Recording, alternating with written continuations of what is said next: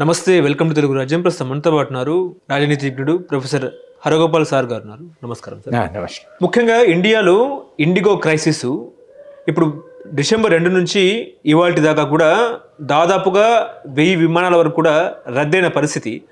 అసలు ఎవరిని తప్పుపట్టాలో అర్థం కాని పరిస్థితి. ఇప్పుడు కేంద్ర ప్రభుత్వాన్ని తప్పుపట్టాలా లేకపోతే కేంద్ర విమానయాన శాఖకు తప్పుపట్టాలా కూడా తెలియడం లేదు.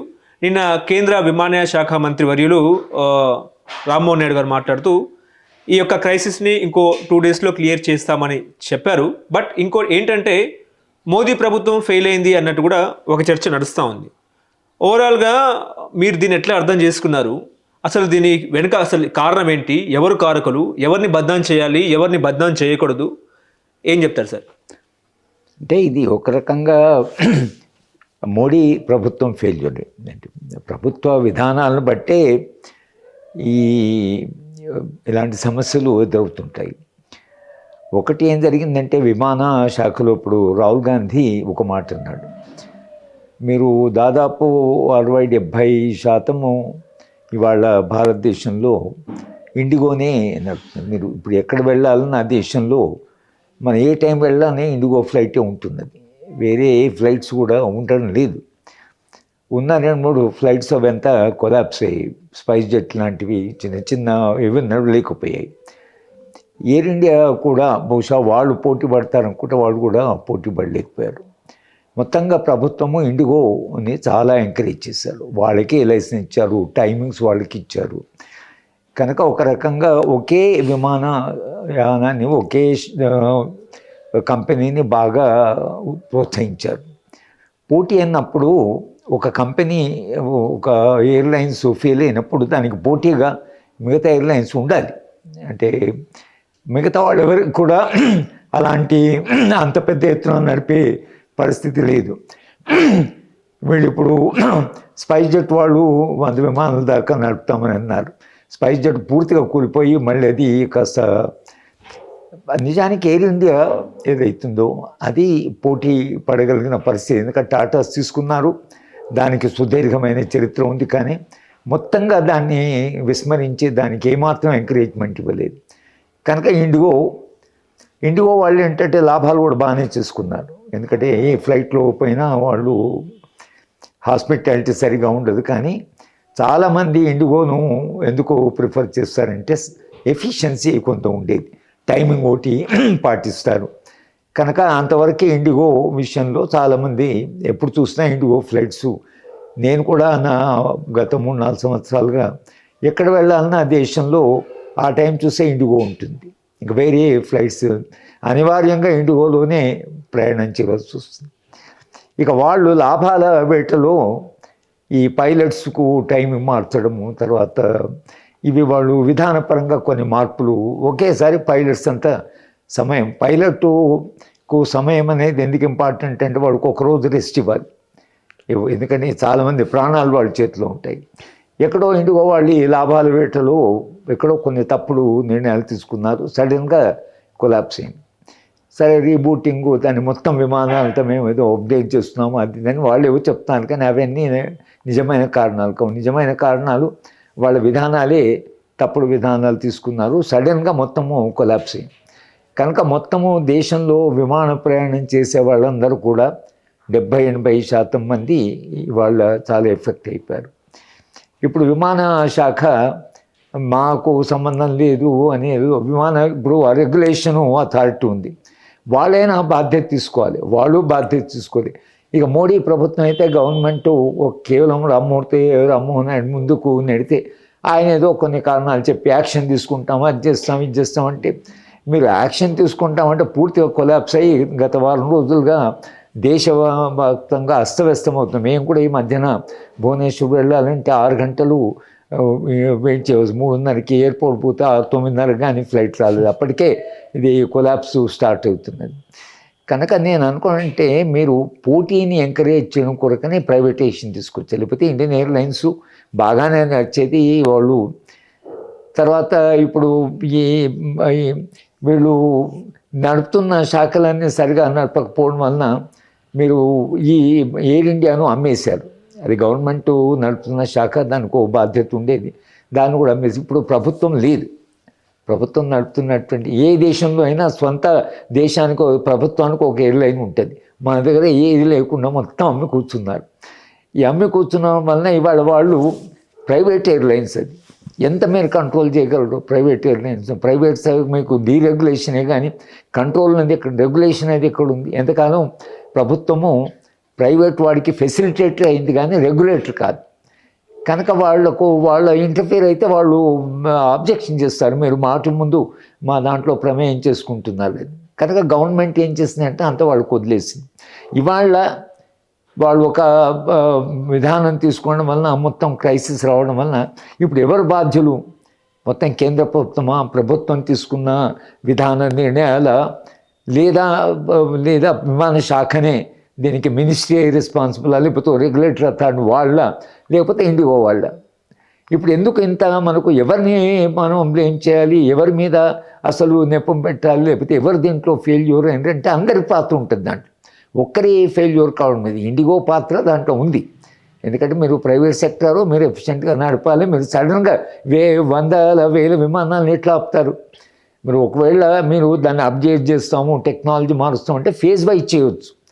కానీ అన్ని విమానాలు గ్రౌండ్ చేసేసి దానివల్ల ఇంకో సమస్య ఏమైంది? అన్ని గ్రౌండ్ అయితే విమానాలు ల్యాండ్ కావడానికి స్పేస్ కూడా వీళ్ళు ఎక్కువ ఆక్యుపై చేశారు.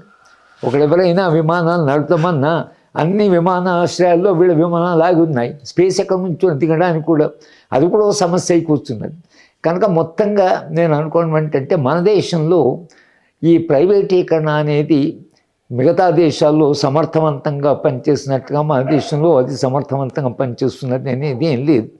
ప్రభుత్వము చేతులు కడుక్కొని మాకు సంబంధం లేదు అని అన్నా చివరికి ప్రభుత్వం బాధ్యత తీసుకోవాల్సి వస్తుంది. ఎందుకంటే మీరు రెగ్యులేటరీ అథారిటీ ఉంది కనుక ఇట్స్ ఏ కలెక్టివ్ ఫెయిల్యూర్. దాంట్లో ఇండిగో చాలా రెస్పాన్సిబిలిటీ తీసుకోవాలి. తర్వాత ఈ రెగ్యులేటరీ అథారిటీ, తర్వాత మినిస్ట్రీ, వీడు కూడా. కేంద్ర ప్రభుత్వం ఎట్లా రెస్పాన్సిబుల్ అని అంటే విధానం నిర్ణయం చేసేటప్పుడు పోటీని పెంచుతామని చెప్పి ప్రైవేటీకరణ, లిబరలైజేషన్ అంటే పోటీ పెరగడం, భిన్నమైన విమాన వీళ్ళు ఎవరుతున్నారో మేనేజ్మెంట్స్ పోటీ పడతాయి, ధరలు తగ్గుతాయి, ఇవన్నీ చెప్పారు. కానీ ఆ న్యూ లిబరలిజం వచ్చి మీరు చెప్తే ధరలు ఎక్కడ ధరలు పెరుగుతూనే ఉన్నాయి. వాళ్ళు ఇష్టం వచ్చినట్టుగా వాళ్ళు ఛార్జ్ చేస్తున్నారు. వీళ్ళకు రెగ్యులేషన్ లేదు, ఏం లేదు. కనుక ఈ మొత్తము ఏదైతుందో ఇవాళ విధానాన్నే మళ్ళీ పునఃపరిశీలించాలి. ఎటువంటి కండిషన్స్లో సమర్థవంతంగా పోటీ ఉంటుంది, సమర్థవంతంగా నడుస్తాయి, ఇంత క్రైసిస్ రాకుండా ఎలా ఉంటుంది అనేది అవుతుందో ఇది కేంద్ర ప్రభుత్వం మొత్తం విమాన శాఖ విషయంలో వాళ్ళు తీసుకున్న విధాన నిర్ణయాన్ని మొత్తంగా సమీక్షించవలసి ఉంటుంది. ఇప్పుడు ముఖ్యంగా ఏంటంటే Republican TV journalist Arnab Goswami ఒక డిబేట్లో ఏంటంటే టీడీపీ జాతీయ అధికార ప్రతినిధి ఒక క్వశ్చన్ ఇస్తారు. ఏంటంటే లోకేష్కి ఏం పని, లోకేష్ ఏ రకంగా మానిటరింగ్ చేస్తారు వ్యవస్థని అన్నట్టు కూడా మాట్లాడుతున్నారు. అంటే ఏంటంటే లోకేష్ చూసుకుంటాడు, ఈ క్రైసిస్ని లోకేష్ చూసుకుంటాడు అని చెప్పేసి ఒక లీడర్ చెప్తా ఉంటే అర్నబ్ గోస్వామి వాళ్ళ మీద ఫైర్ అయ్యారు. అంటే మానిటరింగ్ మొత్తం కూడా లోకేష్ వార్ రూమ్ నుంచి చేస్తున్నాడు అన్నట్టు కూడా చర్చ నడుస్తూ ఉంది. ఇందులో ఏపీ మంత్రి లోకేష్ని కూడా ఇందులో లాగుతున్నారు. దీని గురించి మీరేమంటారు? అంటే అర్నబ్ గోస్వామి ఏ విషయంలో కూడా ఆయన మనం సమర్థించడం కానీ ఆయన చేసే పని అన్నీ మోటివేటెడ్, ఏది ఆబ్జెక్టివ్గా నిష్పక్షపాతంగా చేయడం అనేది ఆయన రాజకీయాల్లో కానీ ఆయన అవగాహనలో కానీ ఆయన మీడియా నడపడంలో కానీ ఏమాత్రము మనం ఆయనకు బెనిఫిట్ అవుట్ ఇవ్వడానికి వీల్లేదు. అర్నబ్ గోస్వామి అసలు మొత్తంగా మీడియానే డిస్టార్ట్ చేశాడు. సరే ఇక్కడ లోకేష్ విషయంలో ఆయన ఒక స్టాండ్ తీసుకొని ఫైర్ కావడము, లోకేష్ చూసుకుంటాడు అనడంలో బహుశా ఆయన భారతీయ జనతా పార్టీకి ప్రతినిధి. వాళ్ళ భారతీయ జనతా పార్టీ ఈయన పవన్ కళ్యాణ్ను ప్రమోట్ చేయాలని చూస్తున్నారు. ఇప్పుడు పవన్ కళ్యాణ్ వర్సెస్ లోకేష్ అయిపోయింది. చంద్రబాబు నాయుడు గారు మాకు కాస్త లోకేష్ను ప్రమోట్ చేద్దామని, కాస్త ఫాస్ట్గానే ప్రమోట్ చేద్దామని చూస్తున్నాడు. ఆయన వయసు రీత్యా, తర్వాత ఈయన కొత్తగా వచ్చాడు కనుక బాధ్యతలు ఇచ్చారు. ఇప్పుడు ఆయన ఇక్కడ లోకల్ మీడియా అయితే లోకేష్కు చాలా ప్రొజెక్షన్ ఇస్తున్నారు. మీరు ఏ ఛానల్ చూసినా లోకేష్ విధానపరమైన ఆయనది విద్యాశాఖ, కానీ అన్నింట్లో ఆయన ప్రమేయం చెప్పు. ఆయన deputy prime minister, deputy chief minister అంటే అది కూడా కాదు. డిప్యూటీ చీఫ్ మినిస్టర్ చేస్తే మళ్ళీ పార్టీలో క్రైసిస్ వస్తుంది, కొత్తగా జూనియర్గా వచ్చాడని. తర్వాత ఆయన కాంపిటెన్స్ కేపబిలిటీ కూడా ఇట్ టేక్స్ టైం. ఇప్పుడు కొత్తగా రాజకీయాలకు వచ్చి ఓ మినిస్ట్రీ బాధ్యత ఇచ్చి కొంత టైం కావాలి. కానీ చంద్రబాబు నాయుడు గారు చాలా తొందరగా ఆయన ప్రమోట్ చేయాలనే దాంట్లో ఆయన ఢిల్లీకి వెళ్తున్నాడు, రివ్యూ చేస్తున్నాడు, ఏం చేస్తుంటాడు. కానీ అర్ణబ్ గోస్వామి నిజంగానే లోకేష్ మీద నిజంగా లోకేష్ సమర్థవంతంగా చేయడం లేదా అని అది ఆయన నా దృష్టిలో ఆయన లోకేష్ని విమర్శిస్తున్నాడంటే అసలు అది ఒక రకంగా వీళ్ళు పార్ట్నర్స్. బీజేపీలో టీడీపీ ఈజ్ చాలా ఇంపార్టెంట్ పార్ట్నర్. అయినా విమర్శిస్తున్నాడంటే ఆయనకి ఇంకేదో ఒక మోటివేషన్ ఉంటుంది. ఏ మోటివ్ లేకుండా అర్ణబ్ గోస్వామి మాట్లాడు. నేను ఎప్పుడైనా చూడమే మానేసం, కానీ చూసినా కూడా ఆయన ప్రతిదీ ఒక మోటివ్, ఒక ఎమోషను, దాంట్లో ఒక పాలిటిక్స్, ఆ పాలిటిక్స్ను చాలా జాగ్రత్తగా తాను ప్రమోట్ చేస్తుంటాడు. బహుశా లోకేష్ మీద ఫైర్ కావడానికి పెద్ద లోకేష్ మీద ఆయన కోపం ఉండడానికి వీలు లేదు. కానీ రెండు జరుగుతాయి. ఒకటి, ఇతను కొత్తగా రాజకీయాలు వచ్చాడు, ఫాస్ట్గా ప్రమోట్ చేస్తున్నారు అని టీడీపీ పార్టీకి ఒక కాషన్ కూడా కావచ్చు, అది ఒక రకంగా. రెండవది, పవన్ కళ్యాణ్ వర్సెస్ లోకేష్లో ఎక్కడో అర్ణబ్ గోస్వామికి పవన్ కళ్యాణ్ ప్రమోట్ చేయాలని మోటివ్ ఉండొచ్చు. పవన్ కళ్యాణ్ రేపు నిజంగా బీజేపీతో అలయన్స్ పెట్టుకొని వచ్చే ఎన్నికల్లో ఎలాగో ఇంకా జగన్మోహన్ రెడ్డి రికవర్ అవుతున్నట్టు కాదు కాబట్టి పవన్ కళ్యాణ్ తర్వాత భారతీయ జనతా పార్టీ కలిసి ఒక రకంగా టీడీపీకి ఆల్టర్నేటివ్గా ఎమర్జీ కావడానికి కూడా అది ఎక్కడో ఒక సుదూర ప్రాంతంగా అర్ణబ్ గోస్వామికి ఎక్కడి నుంచి సిగ్నల్స్ వస్తుంటాయో, ఆయన ఏమేం చేస్తుంటాడో. కానీ మొత్తం ఆయన చేస్తున్నా అంటే కొంచెం విశ్లేషించవలసిన, కొంత లోతుగా వెళ్ళి ఎందుకైనా లోకేష్ని వల్ల ఆయన ఈ మాట అంటున్నాడు, లోకేష్ మీద ఫైర్ అవుతున్నాడు అంటే ఆయన మోటివేషన్ ఏమిటి అనేది ఇంకా కాస్త లోతుగా వెళ్ళి పరిశీలించవలసి ఉంటుంది. అంటే విమానయాన శాఖ మంత్రిగా రామ్మోహన్ నాయుడిని బైకాట్ చేయాలా, బర్తరఫ్ చేయాలంటూ కూడా మాట్లాడుతున్నారు. ఒక వర్గం మీడియా కూడా చెప్తున్న పరిస్థితి. అంటే రామ్మోహన్ నాయుడు అతను కూడా కొత్తనే, అతనికి పెద్ద అనుభవం ఉన్నటువంటి వాడు కాదు. ఈ విమానయాన శాఖ కావాలని చంద్రబాబు నాయుడు కోరుకున్నది, ఆయన కోరుకున్నది కదా. చంద్రబాబు నాయుడు గతంలో కూడా తన రిప్రజెంటేటివ్ కేంద్ర ప్రభుత్వంలో ఉంటే విమానయాన శాఖ ఆయన తీసుకున్నాడు. ఆయనకు కొంత తన ఆంధ్ర ప్రాంతంలో విమానాశ్రయాలు పెంచాలి, తనకు అంతర్జాతీయ విమానాశ్రయం కావాలి, ఎందుకంటే ఇక్కడ ఇంటర్నేషనల్ ఎయిర్పోర్ట్ పెట్టాడు కదా. ఆ ఇంటర్నేషనల్ ఎయిర్పోర్ట్ పెట్టడంలో తన పాత్ర చాలా కీలకం అనేది ఆయన క్లెయిమ్ చేస్తూనే ఉన్నాడు. అలాగే అలాంటి విమానయాన శాఖను అక్కడ ఆంధ్ర రాష్ట్రంలో డెవలప్ చేయాలని తనకు పోర్ట్ఫోలియో ఏది కావాలంటే ఈ పోర్ట్ఫోలియో తీసుకున్నాడు. కనుక రామ్మోహన్ నాయుడు దాంట్లో బ్లేమ్ చేయడానికి ఏమన్నా ఆయనకు అనుభవం లేదు. ఆయన ఫెయిల్యూర్ దీంట్లో ఏమున్నది, ఇదే కలెక్టివ్ ఫెయిల్యూర్, దాంట్లో ఆయన పాత్ర కొంత ఉండదు. ఆయన చెప్తే ఎంత వింటారు, ఆయనకి ఎంత కంట్రోల్ ఉన్నది, ఆయనకి ఎంత అధికారం ఉందో మనకు తెలియదు, ఏ మినిస్టర్కి ఎంత అధికారం ఉందో తెలియదు. అమిత్ షా అటు మోడీ వాళ్ళిద్దరు కలిపి మొత్తం ప్రభుత్వాన్ని నడుపుతున్నారు, మిగతా మంత్రులంతా వాళ్ళ కన్సూపులో నడుస్తున్నారు. కనుక రామ్మోహన్ నాయుడిని ప్రత్యేకంగా బ్లేమ్ చేయాల్సిన అవసరం లేదు. ఆయన మొత్తంగా ఈ పోర్ట్ఫోలియో అర్థమై, దీని సాధక బాధకాలు అర్థమై, విమాన శాఖ యొక్క చరిత్ర తెలిసి, ఇవన్నీ ఆయనకు తెలిసినవన్నీ నేను అనుకోవడం లేదు. కానీ బాగా మాట్లాడతాడు, కొంత ఆర్టికులేషన్ ఉంది, పూర్తి ఇన్కాంపిటెంట్ పర్సన్ కాదు. కానీ బహుశా ఆయనకు సమయం సరిపోలేదు. ఆయన బ్లేమ్ చేయడం కూడా ఆయన కొంత బ్లేమ్ తీసుకోవచ్చు, కానీ రామ్మోహన్ నాయుడినే మనం బ్లేమ్ చేయడం అనేది ఈ పరిస్థితిలో బహుశా అది సరి అయిన విషయం కాదేమో నాకు. అంటే వ్యవస్థ ఇద్దరు వ్యక్తుల చేతిలో వెళ్ళిపోయింది అనుకోవచ్చా ఈ క్రైసిస్ని చూసిన తర్వాత? ఈ క్రైసిస్ ఏంటంటే భారతదేశము మోనోపలీ క్యాపిటల్ వైపు పోతున్నది. లిబరలైజేషన్ వచ్చినప్పుడు కానీ, న్యూ లిబరలిజం వచ్చినప్పుడు కానీ పోటీతత్వం పెరిగితే సామర్థ్యం పెరుగుతుంది, ధరలు తగ్గుతాయి, తర్వాత ప్రయాణం చేసే ప్రయాణికుడికి చాలా ఫెసిలిటీస్ పెరుగుతాయి. నిజానికి గతంలో మన విమాన ప్రయాణం అంటే అది కస్టమర్ ఓరియంటెడ్.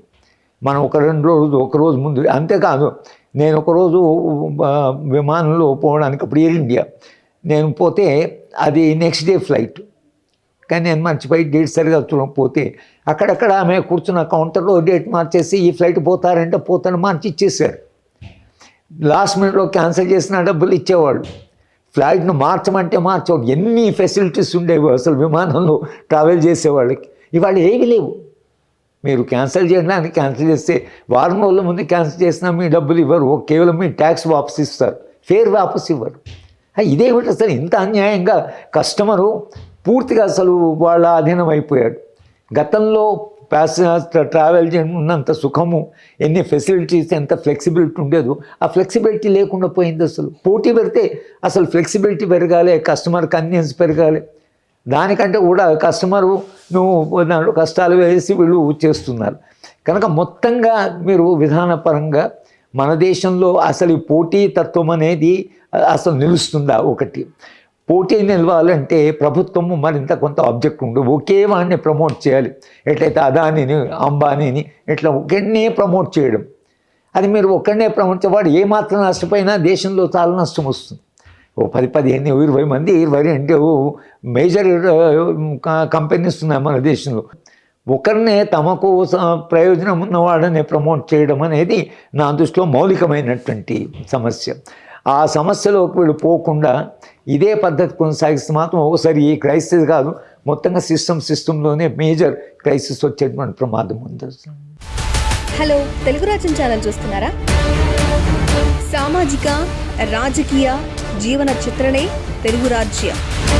అతిశయోక్తులు, అసత్యాలు ఉండవు. రాజకీయ కోణం కాదు, ప్రజా కోణమే కొలబద్ద. తెలుగు రాజ్యం వీక్షణ మీ ఉత్తమ అభిరుచికి నిదర్శనం.